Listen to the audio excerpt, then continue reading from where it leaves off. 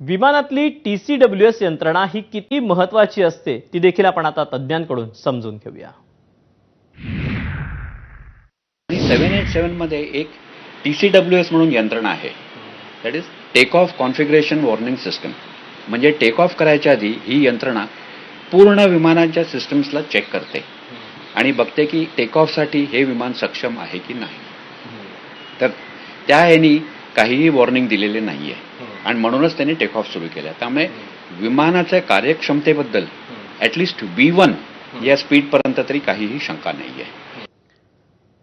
V1 आणि V2 या विमानाच्या वेगाशी संबंधित यंत्रणांचं काम नेमकं काय असतं त्याबद्दल देखील आम्ही तज्ञांना बोलतं केलं. पाहूया. V1 आणि V2 हा काय प्रकार आहे. फिक्स्ड विंग विमानं किंवा मोठी विमानं ज्या रनवेवरून धावतात तेव्हा दोन क्रिटिकल स्पीड्स असतात. त्यांना आम्ही आमच्या भाषेत V1 आणि V2 असं म्हणतो. V1 हा स्पीड आहे की ज्याच्यानंतर तुम्हाला जर असं वाटलं की बाबा या विमानामध्ये काही प्रॉब्लेम्स आहेत तर आपण रिजेक्ट करू शकतो टेक ऑफ अबॉर्ट करू शकतो आणि सेफली अबॉर्ट करू शकतो. V2 स्पीडला नॉर्मली वैमानिक धावपट्टी सोडून हवेत उड्डाण करतात आणि V2 स्पीडला जर काही इमर्जन्सी आली तर it is mandated that you continue with take off. You do not reject a take off. कारण हा V2 स्पीड कशावर डिपेंड होतो. टेम्परेचर, धावपट्टी, विमानाचं वजन. आता विमानाने जमीन सोडलेली आहे म्हणजे V2 येईपर्यंत त्यांना काहीही इमर्जन्सी वॉर्निंग आलेली नव्हती. जी काही इमर्जन्सी वॉर्निंग आलेली आहे ती त्यांना V2 नंतरच आलेली आहे आणि लगेच पायलटचा ATC प्रमाणे मेडे कॉल आलेला आहे.